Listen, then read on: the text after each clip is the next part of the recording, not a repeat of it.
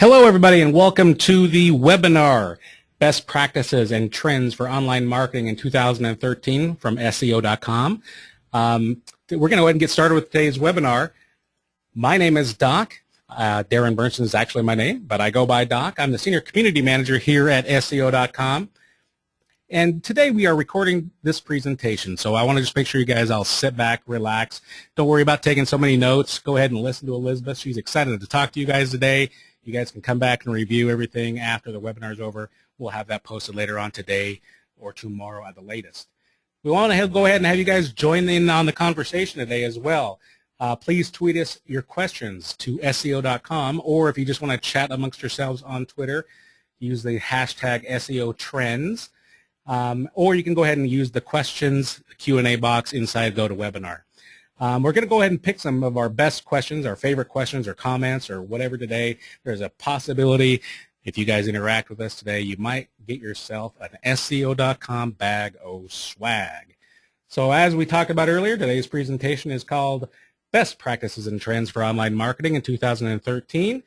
Our special guest presenter is Elizabeth Osmolowski. She is the executive featured editor at Search Engine Land. We are thrilled to have her. She's a local here in Utah. Love having her in the office with us today. Elizabeth, introduce yourself. All right. Well, I think you did a great job, Darren. Thank you so much for having me. So, and I want to talk today in the webinar from the perspective of somebody who's been in the search engine and SEO industry since 1999. So kind of in some ways, maybe a more appropriate topic is back to the future, because a lot of us who started in this industry have always looked upon SEO as one channel in our total marketing mix. But of course, we were learning a lot of new things, and things were changing on a daily or even hourly basis as SEO kind of became a new marketing channel in the digital world. So last week, we actually had Danny Sullivan of Search Engine Land come and speak here in Utah to our local search marketing group, SLC SEM. And he kind of, I think, summed it up nicely for someone like he or I who has been in the industry for so long. We get nervous when we have to talk about trends in SEO because largely a lot of it's remained unchanged. And even though at a very tactical level, SEO and PPC has massive amounts of changing happening every single day, still the basic fundamentals of marketing are the same. And that's what I think leads to a lot of great confusion in the general mainstream business world about SEO. SEOs tend to get far too mired in the details about keyword anchor text and number of links and millions of links and how do I game the system. And if you could see me on video right now, I would call that what's the next great SEO air quote trick. And I use that purposely because people just really get caught up in finding the next way to game the system. And that's an unfortunate problem some of the SEO industry has created for itself, created for our customers if we're an agency, and that's really kind of what we need to come back to in terms of education and teaching our customers or our clients, what are the things they need to be concerned about, and looking at SEO.com is just one or SEO, sorry. Or SEO.com. Or SEO.com. I'm looking at Darren's branding here. So that's one thing we all as an industry need to really focus on and keep in mind. For those of us who are in this SEO bubble, there are still so many independent industries and small to medium-sized businesses who just are so confused, and it's up to us to sort of break down the basics of what they need to know, because right now a lot of their exposure is really past bad experiences. As Danny said last week at SLCSM, their reference for it is spam or bad tactics, and to them that's wasted a lot of valuable marketing dollars, and then that leads to an unfortunate lack of trust in the overall SEO process. But at the core, the SEO process can be really successful for the typical company implementing even the basics. And of course, that's not to say that tactical and technical implementations don't matter, because they absolutely do. The technical aspects still may need special attention, and that's why having somebody who really understands the ins and outs of technical implementation on your website, meta tags, using sitemaps and things like that. We'll dig into that a little bit more. But fundamentally, we really just need to refocus on how do people search, and that means in desktop, in tablet, in mobile. Where do people search? What are the tools they're using? And it may not just be Google.com, and it may not just be Bing.com. It's the search function within a mobile app or within a social network. So that's really important to think about in context as you're creating content. Absolutely. And what do you really need to do at a very basic level to make your site and your products appear in search listings? So it's really paring that down. And again, I have to reiterate, the fundamentals of SEO largely remain the same. Solid website architecture, understanding those user queries, and doing keyword research on many levels, and then creating compelling content around that. And that is a challenge for many businesses to stay within the ever-moving goalposts of best practices. So really, just to sum that up, anyone undertaking SEO, whether via support of an agency or an in-house team, really has to understand that the ultimate goal is to make SEO a seamless part of your overall business and marketing strategy. And of course, there's no quick fix for that. Right. So kind of where are we now with SEO and technical implementations? Again, what I would like to basically reiterate is that a business owner or the marketing manager does not need to understand every single technical aspect of SEO. Those technical intricacies but they should at least have a top-level understanding of the basics.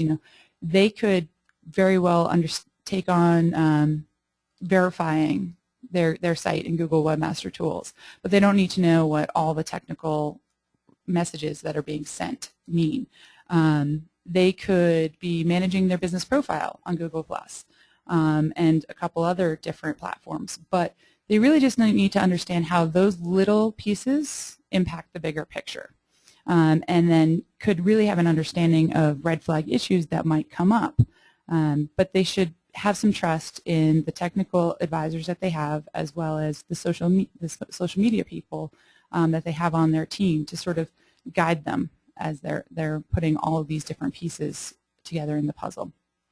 So the good news is that the major search engines like Google and Bing have been doing a tremendous job in terms of webmaster outreach and SEO outreach, trying to give us more direction than ever through the verification and diagnostic tools. And you only have to look to Matt Cutts' videos on YouTube and Dwayne Forrester and the amount of data and interaction they have with the webmaster community to try to clarify exactly what each search engine is looking for in its algorithm. Of course, there's a lot of corrections and changes, and again, that flux is kind of a never-ending trend in the SEO world, and that does lead, unfortunately, to chaos and confusion, and it's hard to sort out. So that's why you want to find the most valuable and reputable sources of information, and by going straight to webmaster blogs, and of course, places like Search Engine Land and Marketing Land for verifiable information is important. And keep in mind that with the 200 ranking signals at Google and 1,000 different ranking factors at Bing, this is obviously no small undertaking. So that's interesting. So you're saying Bing has got more ranking factors than Google?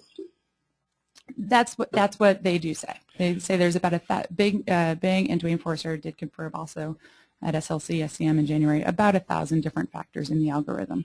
And so that's kind of an interesting topic in terms of looking at different Bing as a traffic source, and we can talk more about them later as well.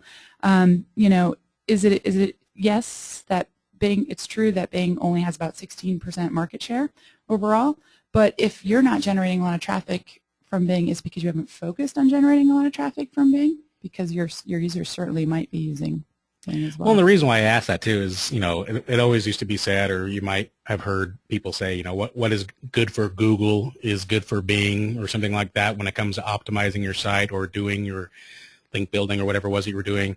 I almost find that I don't know if that's necessarily the case anymore. If those guys have got a lot more ranking factors than, say, Google, I mean, it seems to me that they're really competing against each other, although they're trying to serve up the best results for the end user. It just kind of seems like they're kind of going about it a little bit of a different way. Mm-hmm. Right, and Bing has a really interesting and different approach from Google in that way, whereas Google is currently trying to integrate social signals from the Google Plus network. Bing is trying to offer a side-by-side comparison as well. There's a lot of social results on the side. So it's just a different approach that they're taking. And it's just important to remember from all those efforts that you do in all of your other marketing channels that that really could kind of factor into that 1,000 different piece algorithm that Bing has. All right. So people get mired in the detail of obsession on Google, and there's a lot of other things to be concerned about with personalization on Google, as much as there will be on Bing with their Facebook integrated results as well. Yeah. So, well, it's just a matter of you can't just focus on one network. Exactly. Diversifying traffic strategies. So, moving forward, one of the things that's important to both Google and Bing going forward is the implementation of schema and structured data, because all of them are in search of the semantic web. What's the user intent behind the queries? What are they looking for? And a good example of that is, what do you mean when you type in Jaguar? Do you mean the car? Do you mean the football team? Do you mean the animal? And search engines fundamentally need a lot more information around that type of query to try to figure out what websites can best match the user query. So that's where schema.org kind of comes into play. And that's an agreed upon protocol between the major search engines, and it's a way of marking up your content to send better signals to the search engines about what your pages are about. And why is this important? Because the search engines realistically want to help users find answers quickly, and they want to give direct and correct answers. Now, there's a lot of other things to consider in terms of Google wanting to own the traffic, and by them giving you a direct answer on the SERP, they don't necessarily go straight to your website. But on the other hand, there's a lot of opportunity to be the authority there as a website and get people to click through. So why would you use markup? There's a lot of reasons, particularly, if the location of your business is not the same as a popular city near to you, such as a hotel, or if you have a professional service type of company where you have a radius of business services offered. If you're competing with a very large brand name website, you have an opportunity as a smaller company to provide better information about the products and services you provide. If you have a lot of local competition, using this markup really lends credibility and, again, gives more context to the search engines to answer queries.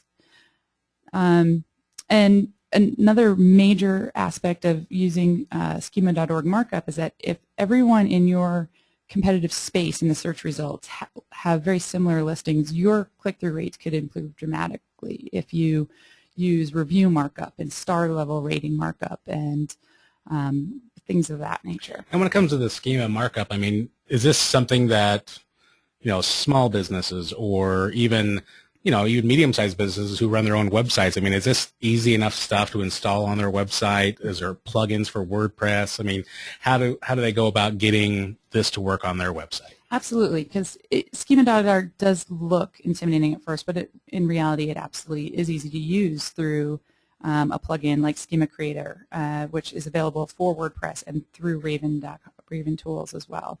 And there's a couple other ones: Zipit, Easy Recipe for recipes in WordPress, and then of course here on the screen we have Google's WYSIWYG data highlighting and tagging tool. So for businesses that focus on events, they can easily mark up in that and use the rich snippet tester. We have a number of resources as well on Search Engine Land about how to mark up schema, and then Webmaster Tool has a ton of information. It's not as intimidating, and the plugins certainly will help a lot of people through that. So awesome. Anyone can take advantage of it. Great. And by the way, everybody, we've got a lot of questions coming in. I might interrupt and ask a couple during the presentation, but most likely I'll be saving them towards the end. So please hang on and we'll get to your questions, but keep sending them in. Right. So kind of getting back to that theme of what is the future of SEO, and we can kind of look at the current status of the knowledge graph and Google's quest, Google and Bing for that matter, their quest to provide those direct answers, and becoming an authority with your content and using that structured markup really helps a search engine better understand how to organize facts in a search result. And they are going to begin to trust you as you're providing them with consistent, verified, validated data. And that's also kind of known as entity search. One of the the core goals that Google or Bing have are to to organize the web entity, and that really narrows down to people, places, and things. So from a search engine perspective, they can use semantic search and structured data to assist interpreting a user query. They can detect relevancy signals, what content should they show to which audience, and they just really want to be able to provide the best answer, and then of course you can leverage that by providing the best content to get the users to click through. Another thing that we see kind of often is that along with Schema.org markup, marketers and website owners aren't really leveraging Facebook's Open Graph markup nearly as much as they should. And that's really important, obviously, when you're focused on generating traffic from social media. And you really want more control over how page snippets and links and the images and your page description appear when they're shared across Facebook and other social channels. So that's one area of opportunity for SEOs and marketers. So social search, kind of a good segue to that. Wow, yeah. One of the things we've really seen a lot are people questioning the user base on Google+. And of course we say, that look at the incidence of in-stream users that they're claiming. And that number is vastly debated, of course. Well, that's basically because everybody with a Gmail address or that hops onto Google Calendar or whatever, they're considering a user of Plus. And I think I just saw yesterday, didn't they just roll out like a single user login as well for Google Plus, like an OAuth or whatever for Twitter? So yeah, effectively that means that Google really, obviously their bonuses, of course, company-wide are tied to the success of Google+. So they've really essentially doubled down on making Google+ that important to the search results. And that's very obvious by the implementation of Google+ Local and brand Google profile pages appearing in search results for a number of queries. And the sign-on piece is just yet another factor coming down the road with that. So people do get concerned, like, why is Google Plus so important? Of course, the answer is that it depends on your industry. How much effort you need to put into maintaining your Google Plus presence will vary pretty greatly by the level of competition. Of course, there's definitely something to be said to being an early adopter and the first in your industry, whether local or national business, jumping on board with that. Danny even said this last week in his presentation, if you've done nothing else with SEO.com, just having that Google Plus presence with the basic information. Did I say SEO.com again? Yes. Oh my goodness. Continue it. They're working. They are. We're not trying to do shameless plugs here. It's not like I'm holding up a sign like shameless plug.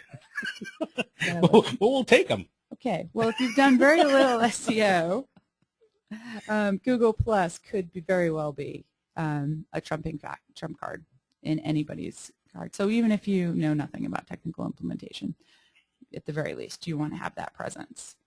And of course, content publisher, people who are relying on content publishing, it's one of the fastest ways to drive indexing and improve click-through rates from the social proof that appears in search results. Of course, something that we've seen in the shopping or e-commerce queries that are non-review based, I will say, that we're seeing a lot of PLA search results in shopping and e-commerce. So there may not be as much Google Plus results in those results for e-commerce.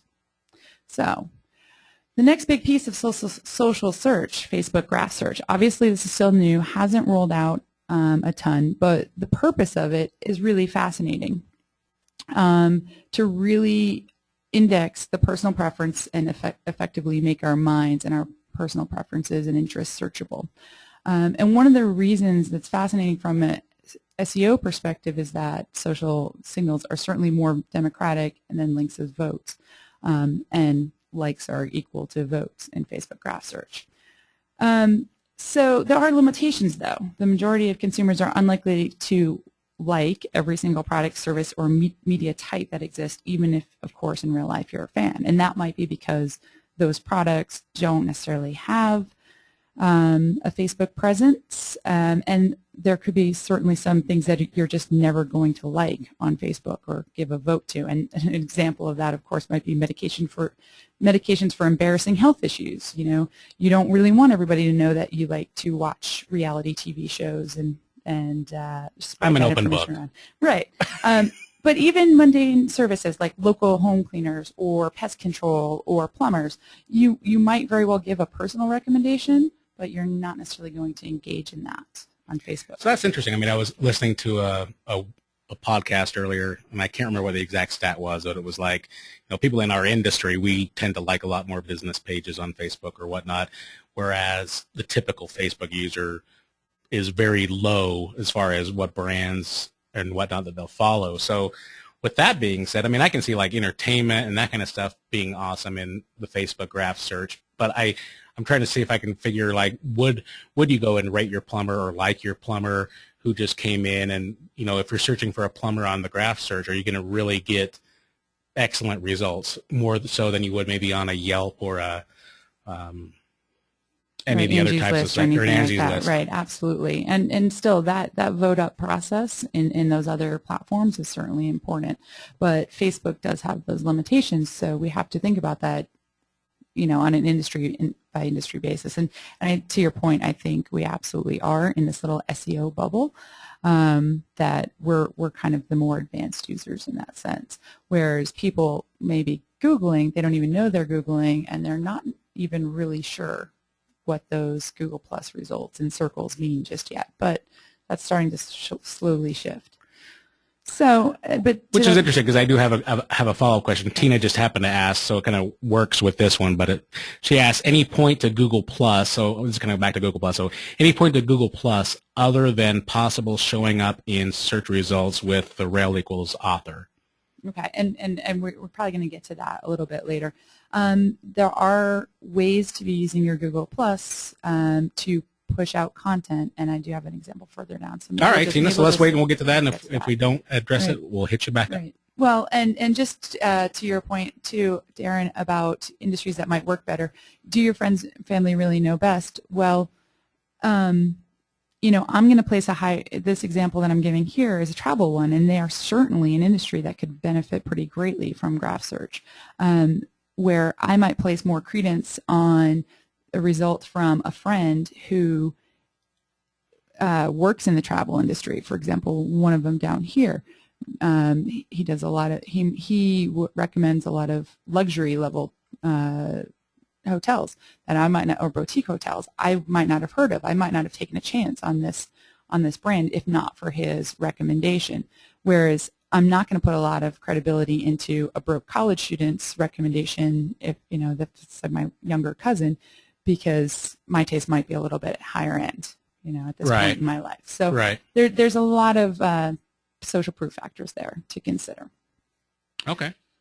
So when we talk about content marketing kind of as an overall trend in digital marketing, I always kind of have to laugh because it's really nothing new or shiny, but it seems to be the big buzzword. It's a new buzzword. Right. So, and I love this example, the history of content marketing. And there's a full infographic on and I don't even want to call it an infographic because it's a data visualization. That sounds much better, and that'd be a much better hashtag. It's a time. Probably wouldn't work.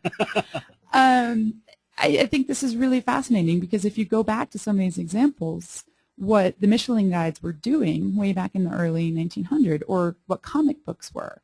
You know, if your business hasn't been creating content all along, what have you been doing? And I think television and movies are a good example too. That's content, and they've just marketed it to an audience. So people get really, again, tied up in this idea of content marketing being something that I should have been doing, but you have been doing it. You've created digital catalog or print catalogs. You've created PDF brochures. You've done product packaging. So all of those pieces are content, and all you're trying to do is figure out how to best reach your audience with it. And the current trend of content marketing is a little bit disturbing in the fact that too much content is being churned out just for the sake of eyeballs and links, and that really leads to diminished real value, and it's kind of evidenced by the chilling wake of panda losers. So my recommendation to people is always going into content creation. The only questions that you should be asking are, does it adequately reflect my brand or product? Does it tell our story? Does it significantly stand out from my competition? And did I create the content for the purpose of customer acquisition and retention? And that's the basis for your content marketing expert. And I'd maybe even add to that too is, is the content that you're creating what your customer or your prospect is actually looking for? I mean, is the question, that they're searching for in Google or Bing? I mean, is this the type of content that you're creating? So I think the more relevant, more contextually relevant it can be, the better. Whether you're talking about writing up a versus post or whatever kind of stuff that you can be doing, I think that, I agree with you. Right. No, and to where you're heading with that, I think, is the discussion of repurposing content. Like all of that content that you're creating, like how do you separate it into your web? Where do you pull the copy from your website pages? How do you create that into a different article to be reused somewhere? How does that manifest itself in a tweet? How does it manifest itself in a Facebook status update? How is it a coupon or a deal creation? How do you push that content out in a different way without diminishing the value of your brand? And of course, obviously, photos, illustrations, and infographics as well. Data visualizations. That's right. So, and again, I think when you talk about regifting or repackaging this content marketing, it's really important, especially as we talk about guest blogging being a tactic, and that's really effectively what it is. It's a tactic. It's not a strategy, and it's a good tactic with limitations, because where is your time better spent? Is guest blogging for 1,000 lower tier guest blogs better, more valuable in the end of getting one solid mention and a link from being interviewed by a respected journalist or a top tier media publication? Probably not. So the scale of a guest blogging effort scaling a guest blogging effort can be really difficult at times, and a lot of people get lost kind of in that tactical implementation versus the strategy of marketing their entire business. Mm-hmm. So, and this is my next little piece, and maybe it's a little bit of a personal divergence here, because from an editorial perspective, so many people are pitching guest content and blogging so badly, it almost is a wasted effort because you've not even made it past the lowest editorial bar. So when it comes to content promotion and public relations to get links, really you have to keep in mind your pitching style, and a lot of people are still getting this wrong. It doesn't matter how many times we teach best practices and in a variety of presentations or webinars, we're just still seeing an unfortunate level of communications to pitch those guest blogs, and they're done so badly. And I'll give you my most annoying common mistakes: blindly writing a pitch email, wondering if your site accepts blog posts. Well, if you had spent a little bit more time researching, you might find that out. The pitch that tries too hard to flatter. Flattery, they do say, will get you everywhere, but when you start telling me things unnecessarily just in an attempt to get a post, it's very obvious. The pitch that gives me nothing to go on and nothing new that catches my attention or takes a new approach to a very mundane topic. And I'll give you a pretty interesting example. Telling me that you want to write a post on SEO or PPC when I work for Search Engine Land is pretty much as vague as saying you want to write about skiing to the editor of Ski Magazine. You have to give me some new angle, something fresh to really make me want to work with you. Because obviously in the skiing industry, they have been writing about that topic since 1936, and pretty much the only thing that really changes year after year is the gear. Right. So, and that's their evergreen content. But when you talk about what's the reason to go to a certain resort or another, they really need a fresh new angle on that year after year. So, I mean, wouldn't this also just come back to, good old school relationship building? I mean, I remember I get the same emails all the time, even for our blog and whatnot. I mean, I think you can do on a social side, by following them, by even interacting with them online, and actually creating a relationship rather than just shoving an email down, the pipe and having them open it up and getting what you called this canned spammed email attempt at a guest blog post. I mean, would it not be more about relationships? Absolutely, and that's kind of the new evolution of the SEO or the social media manager trying to become a more seasoned communications or PR professional. And there's certain tactics that a seasoned PR person really understands how to tell the story and how to hook in a journalist and how to hook in the editorial staff to give somebody that fresh angle that makes them say, I've got to stand up and pay attention to what this company is doing, because they are the authority. They've established that, and they really have a new story to tell. And I would also say, too, I mean, I think that if you are trying to pitch yourself to be a guest poster on somebody else's site, I mean, you have to have some credibility of your own, whether it be social credibility or, you're building up your own blog and you're writing your own articles. So when people who you pitch can come back and actually look at your stuff and say, yeah, this guy knows what he's talking about, or he's got a great writing style that fits our blog. Don't just pitch to pitch. And probably if you're looking for guest people on your website to, spell out exactly what it is you're looking for, so you kind of cut down on the clutter of horrible pitches. Absolutely true. And that sort of leads into kind of what we were talking about with authorship and authority, and kind of creating that authority for yourself. And it absolutely is a necessity if you're going to be trying to position yourself as an authority on a given topic. And I use the example of scuba diving here, and implementing rel equals author certainly tells me, this guy, hey, that he must know what he's talking about, because he's immediately drawn my attention to it. And then, of course, people will add him to Google Plus circles the more that they learn about his authority level on it. And the reason just that's important is because that click-through rate and that readership is measurable, and people are citing anywhere between 5 and 30% higher click-through rates from search. So really, in a sense, it's not even being number one. In this instance, being number one is not as important as it used to be. I mean, I remember when, being between number 1 and 3, you could see a huge dramatic shift in the amount of click-throughs. I think now, even if you're in the top 5, as long as you're above the fold with a photo, I think you're more apt to get clicked on than a top ranking. Right. And if you've established this authority as an individual or brand, then you're also catching the attention of journalists and editors who are going to give you those high-value mentions down the road. Excellent point. So, and I think that just sort of leads into my point that as a content publisher, you also need to learn to be a better marketer that way, and use some of the data that you have at your fingertips through Google Webmaster Tools.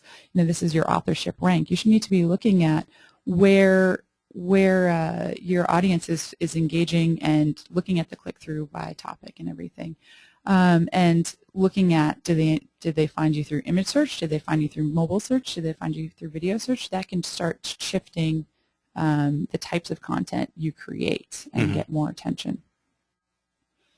So again, and that's one reason publishers need to really focus on producing the best content in their industry niche.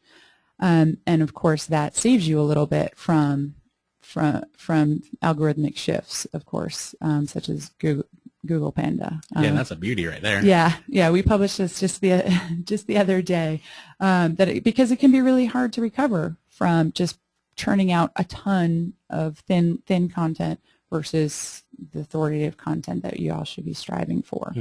And publishers, of course, need to be better at the technical implementations of SEO, and that is one reason that authorship and using Google News, if it works for you. When you say use Google News, you're talking about like from like a newsjacking type of a thing? If your strategy is publishing news-focused content, and that does apply to a very small segment of sites that are going to be in that wheelhouse. But just in general, publishers need to be better at SEO, because it's really the path to a new audience, and really understanding that audience persona goes beyond the demographics of a new prospective audience, and diversifying your content to attract from different places other than search. But you can find all of this data from a variety of sources: Webmaster Tools, Facebook Insights, obviously your own internal analytics, And then you can start thinking about how to create content for those different segments. Yeah.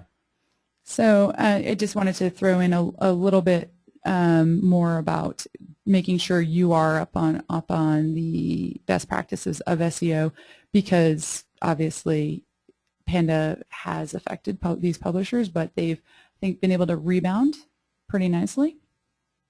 And Pandalize is what we like to call it. So again, that's just why, from a publisher perspective, at least understanding those technical aspects of SEO can matter, obviously in the long term to your traffic levels.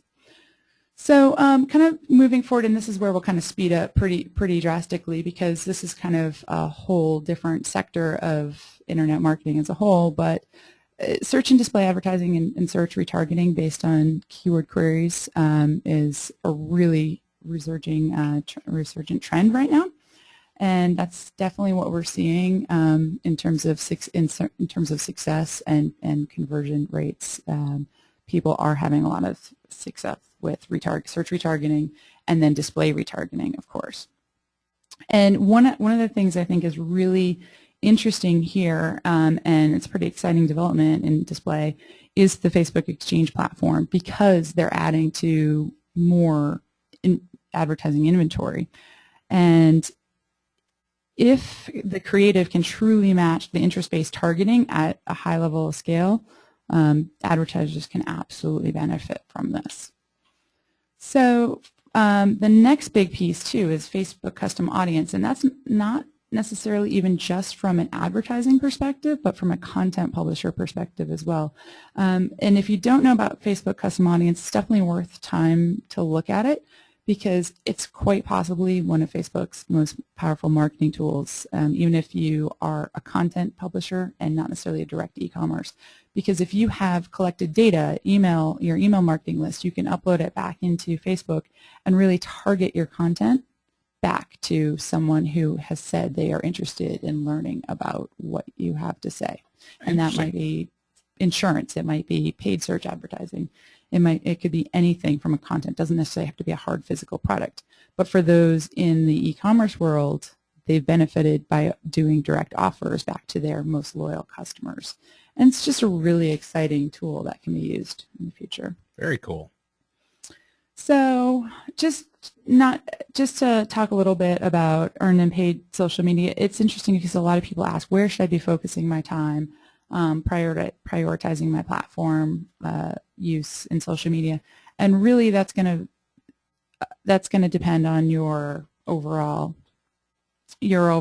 audience and where they are and what you're trying to grow. And I use the Oreo example here because going into the Super Bowl, they had really planned a pretty aggressive strategy to be creative with something on Instagram. And when the blackout happened during the Super Bowl, they were able to use Twitter to really leverage the moment, and their Instagram then they were able to redirect people to the Instagram contest that they were holding effectively, and their Instagram following went from 2,200 people before the Super Bowl to 87,000.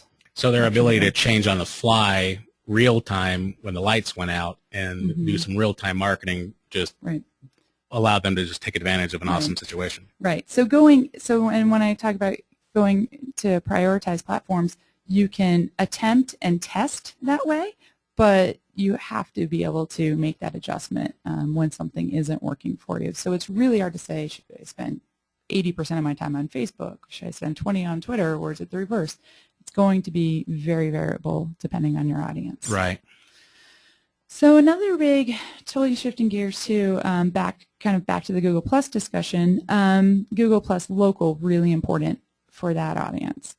And obviously there are certain sectors that do better. We talked about plumbers. We can talk about restaurants. We can talk about local services too. But what is really important to think about when you're forming this is just where are the most relevant platforms? Is it Google Plus Local? Is it Yelp? Is it Angie's List we talked about? It depends on your business model, but some of the most compelling reasons, obviously, for Google Plus is that you're in all those mobile and desktop queries as well. And then Yelp certainly has been a big mover, and some of these stats explain that. So would you say no matter what, make sure your business, whether it's small or large, is on Google Plus? I mean, is it one of those things that, or the Google Plus Local, I mean, is it just something that you just have to do, get over it if you want to play in the Google game? Pretty much. I mean, that in a nutshell. And it's easy to do, and it's affordable, and it's not necessarily something that you have to spend a lot of time, but at least verifying your most basic business profile there is what you have to do. The more you interact and engage, and our next example will show that. Oh, go back there. The more you interact and engage on Google Plus could mean ultimately more traffic for you. And this is obviously a local result for us here in Utah, because Park City Mountain Resort was publishing a lot to their Google Plus page, they're getting more activity on the results page themselves. So this post about a special event happening last week, February 18th to 22nd, could well make the difference for a tourist making the choice to visit Park City over Brighton, because they see something interesting is going on. And this is showing up in the search result page? Yeah, I believe this one was. This is from one of Danny's personalized search results. so I don't have the exact SERP from there, but this could happen in a number of mobile searches or desktop searches. So it was one appealing factor that could make the conversion decision. Okay. Yeah, great. So I went back too far. So mobile marketing and again, it's kind of like where are we at? And thank goodness we're in 2013, because if we had to listen to another year of this is the year of mobile, we might have to just give up on that one. And many people, of course, now it's not only the year of mobile, it's maybe the year of tablets. So that's the next piece. But global mobile traffic is nearing 15%, and we published a stat yesterday too. 40% of all internet time is now spent on a mobile device, wow, smartphone or a tablet. So you really need to be thinking about that as part of your overall internet strategy and SEO, and that's probably one of the most confusing pieces for a lot of digital marketers trying to figure out where to spend their time. Right. And of course, there's no one easy answer. So, but one of the things I will say about do tablets equal desktop search? And it's now, we're kind of hearing that it's kind of cited for Google. It's one possible reason behind their move to remove tablets versus desktop segmentation in paid advertising. And that refers back to the enhanced campaign in AdWords. So that's really interesting. From their point of view, are they seeing? They're not seeing that many differences in a tablet query versus a desktop, but a mobile search query, a smartphone location-based tablet query might be quite different. Mm-hmm. So you brought up the idea of the Google Plus single sign-on, and that could address the last two issues, abandonment and app. To make the overall web mobile experience frictionless effectively. So that's one thing we'll be looking at, right, kind of as that plays out. Yeah, it'll be interesting to see what happens. Just some quick stats to go through. Obviously, check-in services are big, and that's going to be the big trend that we look at in terms of privacy issues as well. Obviously, if somebody's checking in, they've opted into that service. But there's this other piece that's going on with do not track.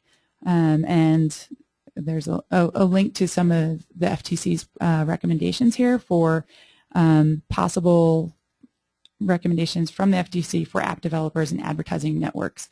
How can they deal with these privacy issues? Great. That'll be coming down the line. Just let everybody know, too, all the links that are in the presentation today, they'll all be active in the link or in the embed once we get that up a little bit later on today on SlideShare. Right.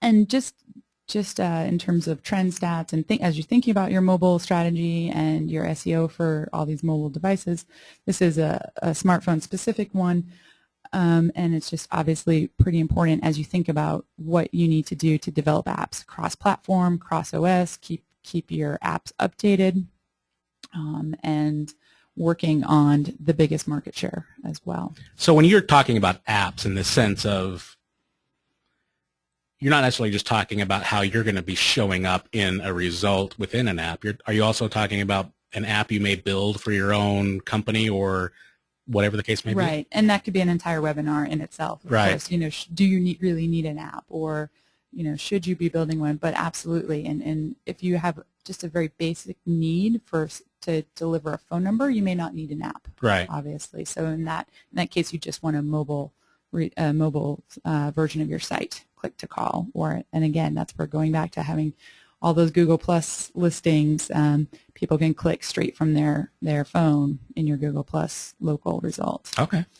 So just to touch a little bit on the topic of mobile SEO, and how you think about that in terms of, do I really need a different mobile experience, or do I just need to be working on responsive design for SEO? It's a lot of debate around this topic. We have it back and forth all day long on Search Engine Land, and we have another big one kind of coming back on this topic from Bryson Munier next Monday. And really, his recommendations, of course, are what's the best for your business. But when you are thinking about mobile SEO, you have to think about mobile keyword research in a different way, and how people are using mobile search to find your particular product. Mm-hmm. And there are definitely a lot of resources for that provided in that link. So just kind of going forward, conversion obviously should be at the goal of any marketer, and whether that means a click, a call, a walk-in, that's the biggest thing that you need to determine. And that's obviously getting more difficult as some of the tracking stuff is going away. But testing, obviously, is a really big thing, and we hear, of course, the other big trend, big data. Small to medium-sized businesses may not have a lot of big data to work with, but they can make really smart assumptions from the data they do have to work with, the analytics. And possibly the best recommendation for a small to medium-sized business is, of course, getting more out of your current existing base and really focusing on the loyalty marketing aspect and getting them to become repeat buyers, because there is a lot of lifetime value in that. For sure. And even a small to medium-sized business can become more actively involved through the use of marketing automation, and that's kind of another big trend we see for medium to large-sized enterprise. Again, going back to those privacy issues and tracking these conversions, going to be more difficult, especially as we talk about secure search and hidden, not provided data. So that's going to be really tough for a lot of companies to overcome. You might not know if your customers are new. You might not know how they found you. But again, once you've acquired that customer, remarketing back to your most loyal customer base is going to be that much more important. So, and we've talked about this quite a bit, obviously, in the search world, like the not provided results in Google Analytics, and will it ever reach 100%? This is a link to Vanessa Fox's deep dive on this topic, and she absolutely gets into some really interesting ideas in terms of how you can use other data to make good assumptions and inferences from Webmaster Tools data, and it's definitely going to vary, again, by your type of audience, but there's a lot you can gain from paid search data, keyword referrals from Bing or Yahoo, and using other analytics data in new ways, and try to take that focus off the exact query and shift it into what sales are you making and what product you're selling. I think it comes down to, as well, being able to track down what piece of content created the lead or whatever it was, or made them take action. So when we're talking about conversion, it's no matter where they land on your site, it's a matter of once they're there, figuring out what to do with them and where to point them so they can take some sort of an action. Mm-hmm. Absolutely. And we will, as marketers, have to get smarter about making those assumptions and using sample data Right. to our thing. So to kind of sum up, where are we going? And again, hating to make those trends and those predictions, but there are just things you need to be thinking about as a marketer for opportunity. And one of the things we point to, obviously, will Bing search grow? And I put that as a question mark. We are seeing it like roughly a % growth month after month or year after year. One of the things to think about there too is the rise of Surface tablets sold, especially in fourth quarter last year. Will that be growing? How is that shifting searches? Because don't forget, IE and Bing default search service of Right. that. So the less than savvy consumer is really going to be shifting towards that search without even knowing it. So Bing and On's a good example. There are some interesting stats on. Well, that's interesting too, just to see what they're advertising. I mean, and they're kind of really going after Google pretty hard on the airwaves and on TV and whatnot with the whole Scroogled campaign and everything. So it's kind of interesting to see if some of the haterade that they're throwing out can actually get people to come over, or did the Bing and On challenge was it really what they said? Mm-hmm. But I think to the average consumer or the average internet user, I think they're using what comes on their computer. Right. Yes. And a lot of times, and I know my dad's the same way. I mean, the grandma, the mom example. Yeah, I mean, he uses Bing. He uses MSN homepage still. So I mean, it's just kind of right. It's interesting. And that's by getting that data out of your analytics and finding out what browser the people might have used too is really going to be helpful. Mm-hmm. And especially as you're talking a multi-device world too. And then of course we don't know where Facebook graph search is going, but some of these verticals here that you can point to: entertainment, travel, restaurants, and of course these other place types, landmarks, movie theaters, parks, all that stuff. And then of course keeping a really big eye on mobile search behavior to help shape your digital strategy going forward are the things we look to. Cool. So, was that our last one? That was our last one. All right, so I'm going to take back over the control of the mouse here. Sorry we've kept everybody a little bit long today, but we've had a ton of great information, and we've also had a lot of great questions. So let's, just so you guys know, I mean, you guys can follow Elizabeth on Twitter at Elizabethos. It's an awesome name for Twitter. She's also, you can find her Search Engine Land, Marketing Land. Where else can you be found? Search Marketing Expo in San Jose in March. Nice. She's always a great panelist and a host for many events that I've been to as well. So really quick, let's get into a couple of questions, if I can get there. We've had a ton come in. We're going to try to answer as many as we possibly can. We've had a lot come in via Twitter. We've had a lot come in via the Q&A session as well. But here's one. Where did it go? Let's see. This one came in from Jeff on Twitter. How does the way people voice search change our work? I guess he must be maybe an SEO or whatever. Different keywords speaking versus typing. And I would maybe even add to that, does the way iOS or Google's like Android platform, are they using different patterns and in the results? Mm-hmm.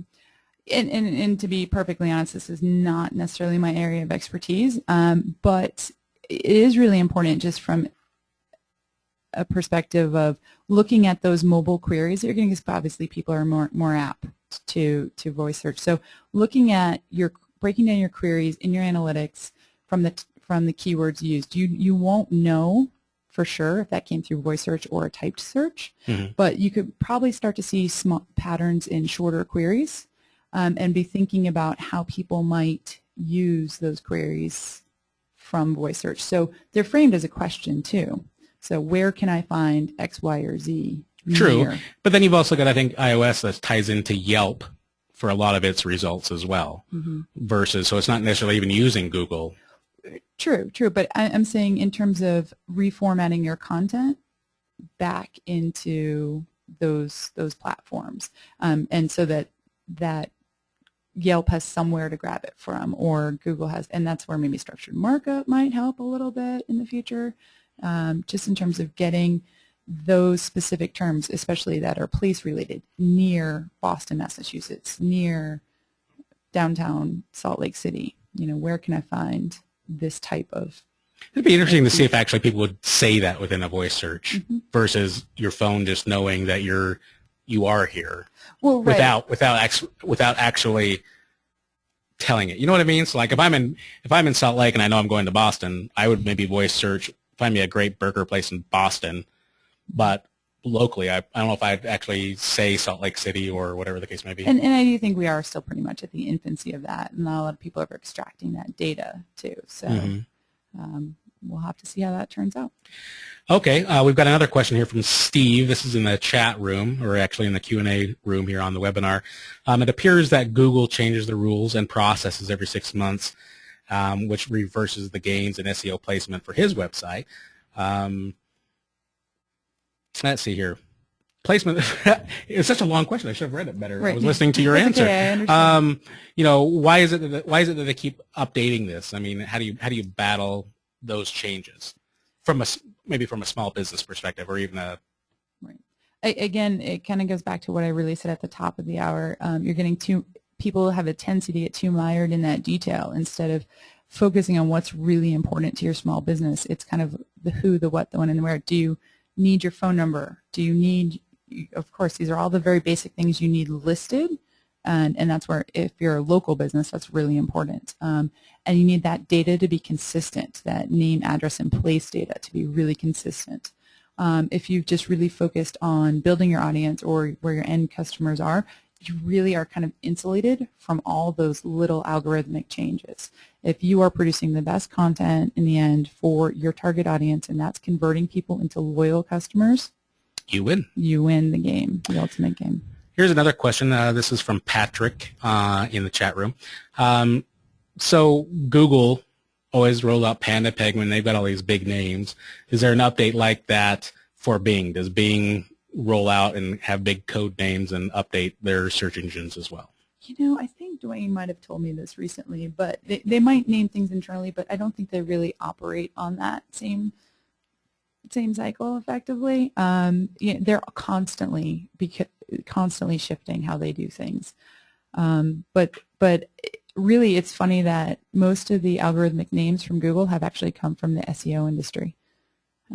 So we've kind of been responsible for creating that. Dates all the way back to Webmaster World, kind of in the early 2000s when we first saw the Google dance happening, and we would start naming updates called Florida. So Google kind of took that on from the SEO industry. They didn't necessarily create that. So Bing probably hasn't had that culture of naming things that way. But even internally, obviously, they have to put project names to it.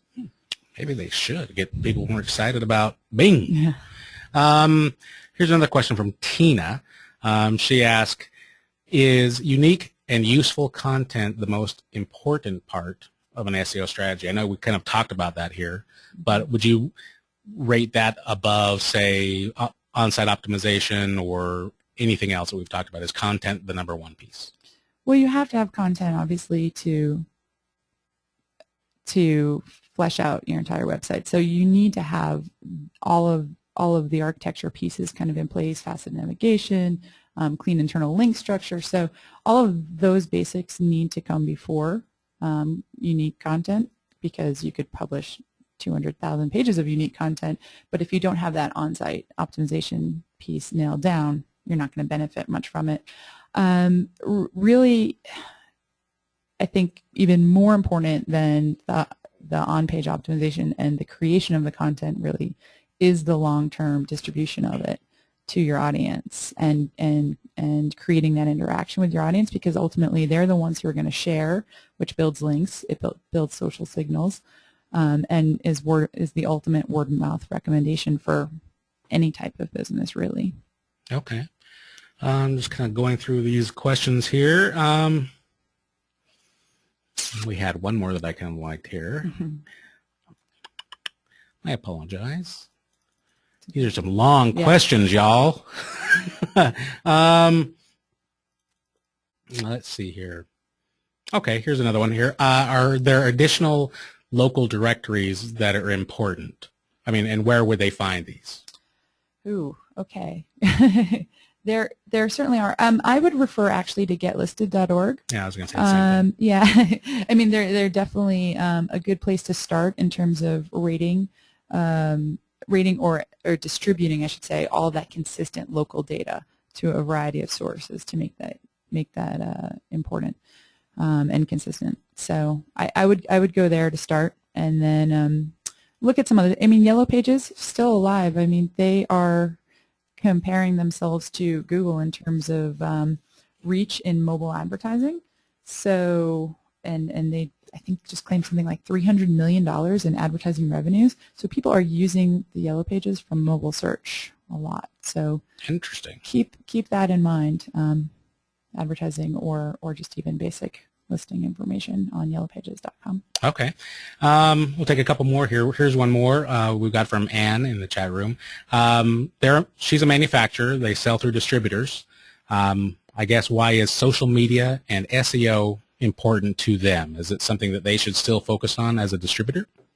Well, if they want to get they're a manufacturer, they want more distributors. Yeah. So they want to target new prospective distributors.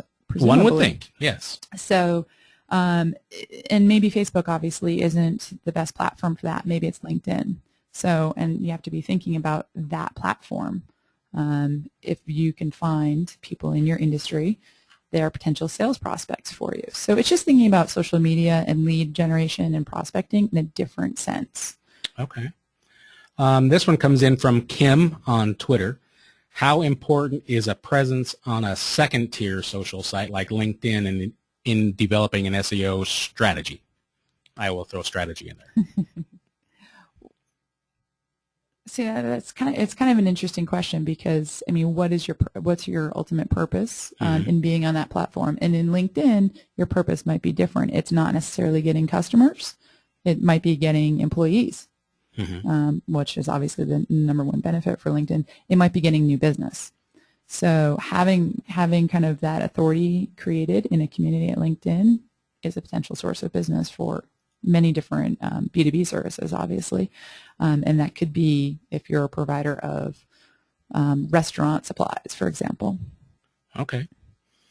Well, awesome. I've got so many more questions here, and we've got to wrap them up because we've got to get out of here, and Elizabeth has got to get back to work. She's got a busy day ahead of her.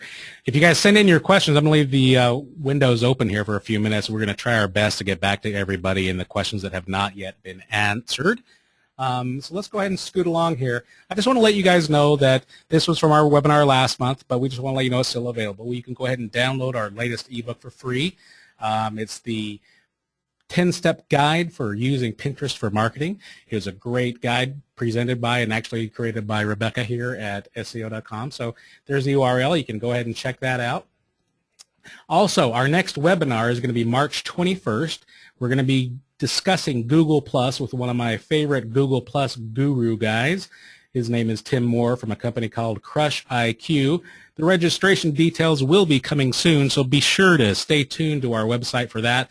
If you're on our email list, you'll be getting that information as well, but that's going to be a great presentation talking all about Google+. In the meantime, head on over to our website and go ahead and get your free instant website report. We would be more than thrilled to talk to you about your SEO and internet marketing needs. Again, my name is Darren Burnson. I appreciate you guys for attending. This is all my contact information. I want to thank Elizabeth Osmolowski again for coming in today. It was awesome. I appreciate your presentation. All right. Thank you, Darren. Thank you, SEO.com, for having me. It's been fun. Yeah, we had a great time. So, again, thanks again for coming, everybody, and have an incredible day.